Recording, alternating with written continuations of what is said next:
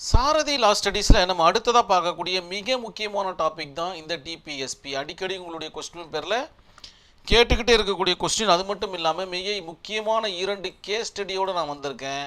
கண்டிப்பாக இந்த கேஸ் ஸ்டடியை உங்களுடைய ஆன்சர் ஷீட்டில் இருக்கிற மாதிரி பார்த்துக்குங்க. ஏன்னா இது டிபிஎஸ்பியில் மட்டும்தான் இந்த கேஸ் ஸ்டடி எழுதணுமான்னு கேட்டிங்கன்னா கண்டிப்பாக கிடையாது. எந்த இடத்துல இதை உபயோகப்படுத்தணும் அப்படின்றத இந்த வகுப்பு முடிஞ்ச உடனே உங்களுக்கே ஐடியா கிடச்சிடும். சரி, டிபிஎஸ்பின்னா என்ன? பார்ட் 4 ஆர்டிக்கல் 36 51 வரைக்கும் பார்த்தீங்கன்னா டிஃபைன் பண்ணி சொல்லுது இந்தியன் கான்ஸ்டியூஷனல் லால. சரி, டிபிஎஸ்பி என்றால் என்ன அப்படின்னு பார்த்தீங்கன்னா, டிபிஎஸ்பி என்பது directive principle of state policy என்பது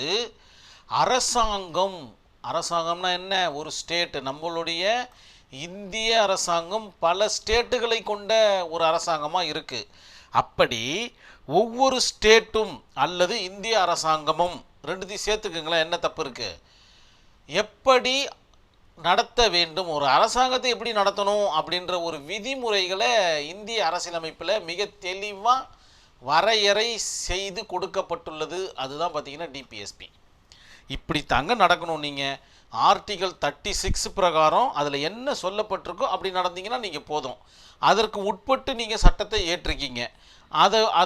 அதற்கு மேற்பட்டு நீங்கள் சட்டத்தை ஏற்றுனீங்கன்னா அது அல்ட்ரா வைரஸாக கருதப்படும் அப்படின்ற ஒரு கான்செப்டை இந்த இடத்துல நீங்கள் புரிஞ்சுக்கணும்.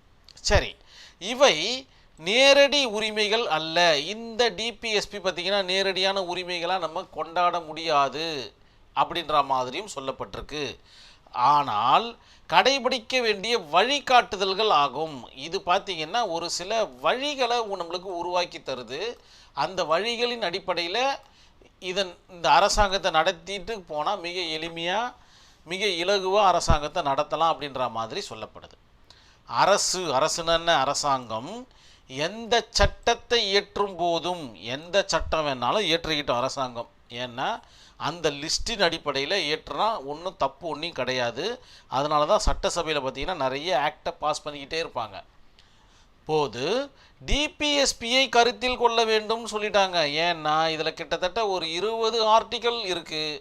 இந்த 20 ஆர்டிக்கலையும் அவங்க கடைபிடிச்சி அந்த ஆக்டை எழுதுனா மட்டும்தான், தட் மீன்ஸ் உருவாக்கினா மட்டும்தான் அந்த சட்டம் இந்திய அரசியலமைப்பு சட்டத்தோட ஒன்றி இருக்கும். அப்படி இல்லைன்னா ஒரு மாதிரி தனியாக பேசப்படுற மாதிரி இருக்கும், நிறைய மாறுதல்கள் இருக்கும்.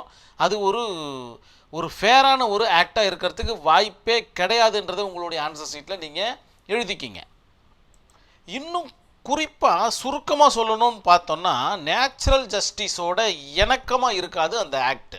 அதாவது புதுசாக இயற்றப்படுகின்ற டிபிஎஸ்பியை மையப்படுத்தாமல் எழுதப்படுகின்ற அந்த ஆக்டு நேச்சுரல் ஜஸ்டிஸுக்கு இணக்கமாக இல்லாமல் இருக்கிறதுனால அந்த ஆக்டை படிக்கும்போதே ஒரு மாதிரி எரிச்சலாக இருக்கும். இதுதான் பார்த்திங்கன்னா டிபிஎஸ்பியோடைய மிக முக்கியமான பணி. அதாவது ஒரு சட்டத்தை இயற்றணும். சட்டத்தை இயற்றுறது பார்த்திங்கன்னா சட்டமன்றத்தோட வேலை, ஒரு ஸ்டேட்டுடைய வேலை. அந்த சட்டத்தை இயற்றும்போது டிபிஎஸ்பியை நினைவில் கொண்டு எழுதுங்க அப்படின்னு சொல்கிறாங்க இந்த இடத்துல. சரி, இப்போ ப்ரியாம்பிள் ஆன் டிபிஎஸ்பி. ப்ரியாம்பிளை இது கூட நீங்கள் கனெக்ட் பண்ணி எக்ஸாம் பேப்பரில் எழுதணும் அப்படின்றத நினைவில் வச்சுக்கிங்க. ஏன்னா ப்ரியாம்பிளில் சொல்லப்பட்டிருக்க அனைத்து விதமான கான்செப்டுகளும், அது சோசியலாக இருக்கட்டும், செக்யூலராக இருக்கட்டும், என்னமோ அதில் சொல்லப்பட்டிருக்க அனைத்து வகையான கான்செப்டுகளும் இந்த டிபிஎஸ்பிக்கு பொருந்தும் அப்படின்றத நினைவில் வச்சுக்கிங்க. அதனால தான் கீழே தெளிவாக சொல்லப்பட்டிருக்கு, டிபிஎஸ்பி என்பது சமுதாய நலன், சோசியல் வெல்ஃபேர், பொருளாதார நீதி, எக்கனாமிக்கல் கான்செப்ட், சமத்துவம், இந்த மாதிரியான விஷயங்கள் வளரணும்னா திசை காட்டும் கண்ணாடியாக இருக்கிறது எது? டிபிஎஸ்பி.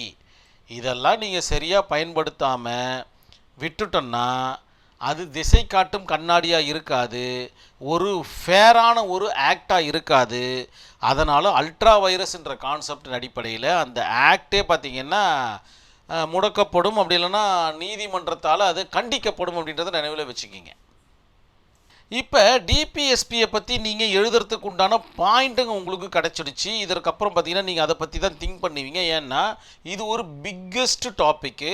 உங்களுடைய புத்தகத்தை ஒரு வாட்டி ரீட் பண்ணுங்கள், இல்லை உங்களுடைய நண்பர்களோடு கலந்து ஆலோசிங்க. உங்களுக்கு இதற்குண்டான பாயிண்ட் நிறைய கிடைக்கும். அதில் பாயிண்ட் கிடைக்கிறதுக்கு உண்டான ஒரு 8 விஷயத்தை தான் நான் இந்த இடத்துல கொண்டு வந்திருக்கேன் ஆர்டிக்கலாக. ஆர்டிக்கல் 36 என்ன டிஃபைன் பண்ணி சொல்லுதுன்னா, டெஃபினிஷன் ஆஃப் ஸ்டேட். ஸ்டேட்டுடைய டெஃபினிஷன் எப்படி இருக்கணும், ஒரு ஸ்டேட்னா இப்படி தாங்க இருக்கணும் அப்படின்ற மாதிரியான விஷயத்த சொல்லுது ஆர்டிக்கல் 36. இந்த கான்செப்டை ஒரு குருவினாக்களை நம்ம பார்த்துடலாம். அதுக்கப்புறம் ஆர்டிக்கல் 39A என்ன சொல்லுதுன்னு பார்த்தீங்கன்னா, equal justice, free legal aid, வசதியற்ற நபர்களுக்கு. இதெல்லாம் நீங்கள் எப்படி எழுதணும் அப்படின்னு பார்த்தீங்கன்னா, ஆர்டிக்கல் 36ன்னு போட்டு டெஃபினிஷன் ஆஃப் ஸ்டேட்டுன்னு போட்டு இதுக்கு ஒரு 10 லைன் எழுதணும் நீங்கள். அதே போல் ஆர்டிக்கல் 39Aன்னு போட்டு equal justice and legal free aid, அதாவது ஃப்ரீ லீகல் எய்டுன்னு போட்டு இதற்கு ஒரு 10 லைன் எழுதணும். எழுதுனீங்கன்னா உங்களுக்கு உண்டான ஆன்சர் ஷீட்டு நேர்த்தியாக கிடைக்கும். அது மட்டும் இல்லாமல் ஒரு 5 பக்கத்தை மிக எளிமையாக நிரப்பிடலாம். கண்டிப்பாக ஈக்குவல் ஜஸ்டிஸ் கொடுக்கணும். ஏழை பணக்காரன் ஜாதி மதம் எந்த பேதமும் இல்லாமல் ஆர்டிக்கல் 39Aவின் படி ஈக்குவல் ஜஸ்டிஸ். அப்படி பணம் இல்லாத அந்த நபர்களிடம் அவர்களுக்கும் ஜஸ்டிஸ் கொடுக்கணும் இல்லையா, அதற்காக ஃப்ரீ லீகல் எய்டு அமர்த்த வேண்டும். அதனால தான் பார்த்தீங்கன்னா ஒவ்வொரு கோர்ட்லேயும் பார்த்தீங்கன்னா ஃப்ரீ லீகல் எய்டு கமிட்டி இருந்துக்கிட்டு இருக்கும். என்கிட்ட வழக்கு நடத்துறதுக்கு வழக்குரைஞரை அமர்த்தி கொள்வதற்கு என்னிடம் பணம் இல்லைன்னு நீங்கள் ஆனரபிள் கோர்ட்டுக்கிட்ட சொன்னீங்கன்னா போதும், உடனே ஃப்ரீ லீகல் எய்டுக்கு ரெஃபர் பண்ணிவிடுவாங்க. அதன் பிறகு பார்த்தீங்கன்னா ஒரு அட்வொகேட் நியமிக்கப்படுவார். அவர் உங்களுக்காக இலவசமாக வாதிடுவார் அப்படின்றத நினைவில் வச்சுக்கிங்க. ஆர்டிக்கல் 40 என்ன சொல்லுது, பஞ்சாயத்தை பற்றி சொல்லுது, கிராம பஞ்சாயத்தை பற்றி சொல்லுது. ஸோ இதன் மூலமாகத்தான் அவங்க எந்த ஒரு விஷயத்தையும் நடத்தணும் அப்படின்ற மாதிரி தெளிவுபட சொல்லுது. ஆர்டிக்கல் 41 என்ன சொல்லுது, right to employment and education. இப்போ பாருங்களேன், ரைட் டு எம்ப்ளாய்மெண்ட், அதாவது வேலை வாய்ப்பை பெறும் ரைட் இருக்குது. அதனால தான் பார்த்திங்கன்னா நம்மளுடைய ஒவ்வொரு டிஸ்ட்ரிக்ட்லேயும் எம்ப்ளாய்மெண்ட் ஆஃபீஸ் இந்த ஆர்டிக்கல் 41 அடிப்படையில் தான் நிறுவப்பட்டு இன்றளவும் நடந்துக்கிட்டு இருக்குது. அதே போல் எஜுகேஷனும் பார்த்திங்கன்னா ஒரு ரைட்டாக கொண்டு வந்திருக்காங்க. வேலைவாய்ப்பு கிடைக்குதா கிடைக்கலையான்றது அந்தந்த ஸ்டேட்டை பொறுத்து மாறும். அந்த ஒரு ரைட்டாக நம்ம கன்சிடர் பண்ண முடியாது. ஆனாலும் ஆர்டிக்கல் 41 படி தான் எம்ப்ளாய்மெண்ட் ஆஃபீஸ் நிறுவப்பட்டிருக்கிறதுன்றதை உங்களுடைய ஆன்சர் ஷீட்டில் நீங்கள் தெளிவாக எழுதிருங்க. ஆர்டிக்கல் 44 என்ன சொல்லுதுன்னா, யூனிஃபார்ம் சிவில் கோடை பற்றி பேசுது. இது இப்போ ஃபெமிலியராக பேசக்கூடிய ஒரு கான்செப்டாக இருக்குது. இது பற்றின வீடியோ நம்மளுடைய சாரதி லா ஸ்டடீஸில் தனி வீடியோவாக இருக்குது, அதை பார்த்து நீங்கள் நோட்ஸ் எடுத்துக்கோங்க. ஆர்டிக்கல் 45 என்ன சொல்லுதுன்னு பார்த்தீங்கன்னா, சைல்டு எஜுகேஷன் அண்டு கேர். அதாவதுங்க ஒரு குழந்தை படிக்கணும், அதை பாதுகாக்கணுன்னா கூட டிபிஎஸ்பியுடைய வழிகாட்டுதல் தேவைப்படுது அப்படின்ற மாதிரி சொல்கிறாங்க. இந்த சைல்டு எஜுகேஷன் ஆர்டிக்கல் 45 மையமாக கொண்டது தான் இந்த உன்னி கிருஷ்ணன் கேஸ் ஸ்டடி. ரொம்ப ரொம்ப இம்பார்ட்டண்ட்டான ஒரு கேஸ் ஸ்டடி. உங்களுடைய ஆன்சர் ஷீட்டில் கண்டிப்பாக இருக்கிற மாதிரி பார்த்துக்குங்க. அது மட்டும் இல்லாமல் எந்த இடத்துல சூட் ஆகுமோ, ப்ரியாம்பிளில் சூட் ஆகும், டிபிஎஸ்பியில் சூட் ஆகும், அப்படி இல்லைன்னா ஆர்டிக்கல் 19 சூட் ஆகும். ஸோ இந்த மாதிரி எந்த இடத்துல வேணாலும் இதை நீங்கள் மையப்படுத்தி நீங்கள் எழுதலாம் அப்படின்றத நினைவில் வச்சுக்கிங்க. விட்டுட்டு மட்டும் வந்துடாதீங்க. Article 47 duty of state. ஒரு ஸ்டேட்டுடைய டியூட்டிஸ் என்ன, அந்த குடிகளுக்கு என்ன பண்ணணும், அந்த மக்களுக்கு என்ன பண்ணணும், மின்சாரம் வழங்கணும், சாலை அமைத்து தரணும், உணவு தடையின்றி கிடைக்கிற மாதிரி பண்ணணும், வீடு கண்டிப்பாக அமைச்சு தரணும். ஸோ இந்த மாதிரியான டியூட்டிஸ் அதுக்கு இருக்குது. அதே போல் சட்டத்தை இயற்றணும், சட்டத்தை காக்கணும், நீதியை காக்கணும். இந்த மாதிரியான எல்லா வேலைகளும் பார்த்திங்கன்னா ஆர்டிக்கல் 47 ஹெல்ப் ஆஃப் டிபிஎஸ்பி மூலமாக சொல்லுது. ஆர்டிக்கல் 48A என்ன சொல்லுது, என்விரான்மெண்டல் ப்ரொடக்ஷன், அதாவது சுற்றுப்புற சூழலை பாதுகாத்து கொடுக்கணும். நியூ டெல்லியில் இருக்கிற பெரிய பிரச்சனையே இப்போ என்விரான்மெண்டல் பிரச்சனை தான். ஆர்டிக்கல் 48A பார்த்திங்கன்னா அந்த இடத்துல கஷ்டப்படுது அப்படின்றத நினைவில் வச்சுக்கிங்க. ஒரு இல்லுஸ்ட்ரேஷனாக நீங்கள் அதை தாராளமாக எழுதலான்றதையும் நினைவில் வச்சுக்கிங்க.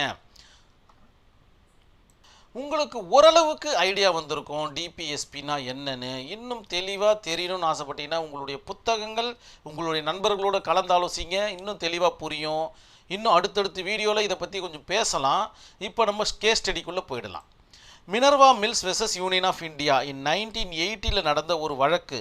இந்த வழக்கு என்னன்னு பார்த்தீங்கன்னா, மினர்வா மில்ஸ்ன்றது பார்த்தீங்கன்னா சில்க் டெக்ஸ்டைல்ஸ், அதாவது இந்த துணிகளை நெய்யக்கூடிய ஒரு நிறுவனம். இது இந்த கிளாத் இண்டஸ்ட்ரின்னு சொல்லுவாங்க. என்ன பண்ணுறாங்கன்னா, இது ஒரு தனியார் நிறுவனம். இந்த நிறுவனத்தை அரசு கையகப்படுத்த நினைக்குது. அதாவது நேஷ்னலைசேஷன் ஒரு கான்செப்ட் மூலமாக அரசு பார்த்திங்கன்னா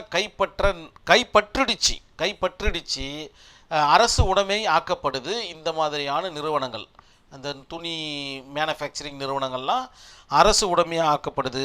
அதை எதிர்த்து பார்த்திங்கன்னா இவங்க சுப்ரீம் கோர்ட்டில் வழக்கை தொடுக்கிறாங்க. உரிமை இருக்குது இல்லையா இவங்களுக்கு? இருக்குது. குறிப்பாக அரசாங்கம் என்ன பண்ணுது அப்படின்னு பார்த்தீங்கன்னா, டெக்ஸ்டைல்ஸுன்ற ஒரு கான்செப்டை மட்டும் மையப்படுத்தி கையகப்படுத்த நினைக்குது. அதற்கு ஒரு தனி ஆக்டே அவங்க பார்த்திங்கன்னா கொண்டு வராங்க. இப்போ பாருங்கள், டிபிஎஸ்பிக்குள்ளே இது மிங்கிள் ஆகுது பாருங்களேன். ஒரு ஆக்டை உருவாக்குறது எதன் மூலமாக அப்படின்னு பார்த்தீங்கன்னா டிபிஎஸ்பியின் மூலமாகத்தான் அப்படின்றத நினைவில் வச்சுக்கிங்க. ஏன்னா டியூட்டி ஆஃப் ஸ்டேட்டில் இது வருது. ரைட். இப்போ உங்களுக்கு ஓரளவுக்கு இந்த கேஸ் ஸ்டடி டிபிஎஸ்பி கூட கனெக்ட் ஆகிறது உங்களுக்கு புரிய வரும். அதுக்காக தான் நான் சொல்கிறேன். நான் என்ன ஆக்ட் அப்படின்னு பார்த்தீங்கன்னா, silk textiles undertaking act in 1974 அப்படின்ற ஒரு ஆக்டை உருவாக்கி இந்த மினர்வா மில்ஸை அரசு உடைமை ஆக்கிடுறாங்க. இதை எதிர்த்து ஆனரபிள் சுப்ரீம் கோர்ட்டில் இவங்க வழக்கு தொடுக்கிறாங்க. எங்களுக்கு அடிப்படை உரிமை மீறப்பட்டு விட்டது. எதனால்? Silk textiles undertaking act in 1974 அந்த ஒரு சட்டத்தால் எங்களுடைய அடிப்படை உரிமைகள் மீறப்பட்டு விட்டது, சொத்து உரிமை மீறப்பட்டுடுறது, மற்றும் சுதந்திரமாக தொழில் செய்யும் உரிமை ஆர்டிகல் 19 பார்த்திங்கன்னா மீறப்பட்டிருக்கு. அதனால் இந்த ஆக்டை நீங்கள் திரும்ப பெறணும்னு தீர்ப்பை கொடுக்கணும் அப்படின்ற மாதிரி சுப்ரீம் கோர்ட்டில் ஒரு வழக்கை தொடுக்கிறாங்க. ஆனரபிள் சுப்ரீம் கோர்ட் பார்த்திங்கன்னா அதிரடியாக என்ன பண்ணுறாங்கன்னா, ஃபண்டமெண்டல் ரைட்ஸையும் டிபிஎஸ்பியையும் பிரித்து பார்க்க முடியாது அப்படின்ற மாதிரி ஒரு கான்செப்டை கொண்டு வராங்க. அடிப்படை உரிமைகள் என்றது பார்த்திங்கன்னா ஒரு தனி மனிதனுடைய உரிமைகள். டிபிஎஸ்பி அப்படின்றது என்னென்னு பார்த்தீங்கன்னா ஒரு ஸ்டேட்டுடைய எல்லா கான்செப்டும் அடங்கியிருக்கு. இதையும், அதாவது ஒரு ஸ்டேட்டுக்குள்ள இந்த தனி மனிதர்களாக சேர்ந்து பல மனிதர்கள், அதாவது பல மனித கூட்டங்கள் சமுதாயத்தில் வாழக்கூடிய அந்த விஷயம் ஒரு ஸ்டேட்டுக்குள்ளே இருக்குது. ஸோ ஒரு ஸ்டேட்டுக்குள்ளே தனி மனிதனுடைய அடிப்படை உரிமைகளும் அடங்கியிருக்கு. அதனால் ஸ்டேட்டையும், அதாவது டிபிஎஸ்பியையும் அடிப்படை உரிமைகளையும் பிரித்து பார்க்கக்கூடாது அப்படின்ற மாதிரி சொல்லி, அப்படி பிரித்து பார்த்தீங்கன்னா அந்த பேசிக் ஸ்ட்ரக்சர் அப்படின்ற சொல்லக்கூடிய அந்த வார்த்தைக்கே மதிப்பு இல்லாத போயிடும். அதனால் நீங்கள் அந்த ஆக்டை இயற்றுனது தவறான விஷயம் அப்படின்ற மாதிரி ஆனரபிள் சுப்ரீம் கோர்ட்டு ஒரு ஜட்ஜ்மெண்ட்டை நீட்டாக வழங்கிடுறாங்க. அதுக்கடுத்தது பார்த்திங்கன்னா Unnikrishnan versus state of Andhra Pradesh. இந்த கேஸ் ஸ்டடியை சைல்டு எஜுகேஷன் கிட்ட நான் இதை கனெக்ட் பண்ணிக்கிங்கன்னு சொன்னேன். இந்த கேஸ் ஸ்டடியால் தான் இன்றைக்கி நம்மளுடைய குழந்தைகள் இலவச கட்டாய கல்வி அப்படின்ற ஒரு கான்செப்டுக்குள்ளே இருக்கிறாங்கன்னா இந்த Unnikrishnan versus state of Andhra Pradesh அப்படின்ற ஒரு கேஸ் ஸ்டடி தான் காரணம். சரி, ஃபேக்ட் ஆஃப் கேஸுக்கு போயிடலாம். மேற்கண்ட வழக்கில் பார்த்தீங்கன்னா தனியார் கல்வி நிறுவனங்கள் மாணவர்களிடம் உயர்ந்த கட்டணங்கள் வசூலித்தல் போன்ற பல்வேறு விஷயங்களில் ஈடுபட்டு வந்தது. அதாவது மருத்துவம், தொழில்நுட்ப கல்வி, இந்த மாதிரியான கல்வி நிறுவனங்கள் மாணவர்களிடம் அதிகமான கட்டணங்களை வசூலித்து ஒரு பெரிய ஒரு தாக்கத்தை ஏற்படுத்துது மாணவர்கள் மத்தியில். இதனால் என்ன ஆகுதுன்னு பார்த்திங்கன்னா மாணவர்களுடைய கல்வி பார்த்திங்கன்னா பாதிக்கப்படுது. ஆர்டிக்கல் 45 பார்த்திங்கன்னா வயலேட் ஆகுது. இதன் காரணமாக ஒரு வழக்கு ஒன்று தாக்கல் செய்யப்படுகிறது. அந்த வழக்கில் பார்த்திங்கன்னா மிக முக்கியமான ஒரு கேள்வி ஒன்று எழுது. அதாவது கல்வி என்றது பார்த்திங்கன்னா அடிப்படை உரிமையில் இருக்குதா இல்லையா, அதாவது ரைட் டு எஜுகேஷன் இருக்குதா இல்லையா, ஒரு குழந்தை படிக்கிறதுக்கு ரைட்ஸ் இருக்குதா இல்லையா அப்படின்ற மாதிரியான ஒரு கேள்வி ஒன்று எழுது. இதை பற்றி தான் பார்த்திங்கன்னா ஆனரபிள் கோர்ட்டும் விவாதிக்குது. அதாவது லீகல் இஷ்யூ என்னவா வருது அப்படின்னு பார்த்தீங்கன்னா, கல்வி அடிப்படை உரிமையா, அதாவது ஆர்டிகல் 21 மீறக்கூடிய செயலாக இருக்கிறதா அப்படின்ற மாதிரியான ஒரு கொஸ்டின். ஏன்னா ஆர்டிகல் 21 கீழே தான் இந்த கல்வின்றது வருது, ஒரு அடிப்படை உரிமையாக பார்க்கப்படுது இல்லையா. அதனால ஆர்டிகல் 21 இந்த இடத்துல இழுக்கிறாங்க. அது மட்டும் இல்லாமல் 6 வயது முதல் 14 வயது வரையிலான குழந்தைகளுக்கு இலவச கட்டாய கல்வி அப்படின்ற ஒரு கான்செப்டை இந்த வழக்கின் மூலமாக ஏற்படுத்துகிறாங்க. அதை எதன் மூலமாக ஏற்படுத்துகிறாங்க அப்படின்னு பார்த்தீங்கன்னா டிபிஎஸ்பியின் மூலமாக ஏற்படுத்துகிறார்கள். ஆர்டிக்கல் 45 மூலமாக ஏற்படுத்தி இன்றளவும் அந்த ஒரு நடைமுறை சிறப்பாக நடைபெற்று வருகிறது. அதற்கு காரணம் Unni Krishnan versus state of Andhra Pradesh அப்படின்றத நினைவில் வச்சுக்கணும். அதே போல் ஆனரபிள் கோர்ட் என்ன சொல்கிறாங்க, மாணவர்களிடம் நியாயமற்ற கட்டணங்களை வசூலிக்க கூடாது. ஓகேங்களா, இந்த வழக்கில் மூலமாகத்தான் ஆர்டிக்கல் 21A பார்த்திங்கன்னா சேர்க்கப்பட்டு இலவச கட்டாய கல்வி அப்படின்ற ஒரு விவரத்தை இம்ப்ளிமெண்ட் பண்ணுறாங்க. அதாவது ஆர்டிக்கல் 21 பார்த்திங்கன்னா ஒரு ரைட்ஸ் இருந்தாலும் ஆர்டிக்கல் 21A இதை சேர்த்து இலவச கட்டாய கல்வியை ஒரு ரைட்ஸாகவே மாற்றிடுறாங்க. அதனால தான் ஆர்டிஇ ரைட் டு எஜுகேஷன்ற ஒரு கான்செப்ட் வந்து எல்லா கல்வி நிறுவனங்கள்லையும் பார்த்திங்கன்னா 20% நினைக்கிறேன், சரியாக ஞாபகம் இல்லை, இத்தனை சதவீதம் பார்த்திங்கன்னா ஏழை குழந்தைகளுக்கு நீங்கள் வாய்ப்பு கொடுத்து தான் ஆகணும் அப்படின்ற மாதிரி சொல்லிட்டாங்க. இந்த கேஸ் ஸ்டடியின் மூலமாக ஆர்டிக்கல் 21A பார்த்திங்கன்னா இது டிஃபைன் பண்ணி சொல்லுதுன்றதை நினைவில் வச்சுக்கிட்டு உங்களுடைய ஆன்சர் ஷீட்டில் எழுதிக்கிங்க. கண்டிப்பாக இந்த 2 வழக்குகளும் உங்களுக்கு புரிஞ்சிருக்கும். ரொம்ப ரொம்ப முக்கியமான வழக்குகள். அது மட்டும் இல்லாமல் டிபிஎஸ்பினா என்னன்றது தெரிஞ்சிருக்கும். இது மட்டும் இல்லாமல் இனி வரும் வீடியோக்களில் டிபிஎஸ்பி அப்பப்போ நுழைச்சி நம்ம பார்க்கலாம். ப்ரியாம்பலம் ஞாபகம் வச்சுக்கிங்க. ப்ரியாம்பல் இல்லாமல் டிபிஎஸ்பி எழுத முடியாது. அதே போல் இத்தனை ஆர்டிகளும் ஞாபகம் வச்சுக்கிட்டிங்கன்னா மிக சிறப்பாக உங்களுடைய ஆன்சர்ஸ் அமையும். 2 கேஸ் ஸ்டடி எழுதிட்டிங்கன்னா உங்களுடைய ஆன்சர் மிக நேர்த்தியான ஆன்சர் ஷீட்டாக இருக்குன்றது நினைவில் வச்சுக்கிங்க. இதெல்லாம் இல்லாமல் நீங்கள் எக்ஸாம் ஹாலை விட்டு வெளியில் வர மாட்டேன் அப்படின்னு உங்களுக்குள்ள ஒரு சுய பரிசோதனை செஞ்சுக்கிட்டு எக்ஸாம் ஹாலுக்குள்ளே போங்க. நீங்கள் கண்டிப்பாக எழுதிட்டு வருவீங்க. மிக அற்புதமான ஒரு டாப்பிக்கும் கூட. கண்டிப்பாக நீங்கள் எழுதுவீங்கன்ற நம்பிக்கையோடு இந்த வீடியோவை நான் கம்ப்ளீட் பண்ணிக்கிறேன். நன்றி, வணக்கம்.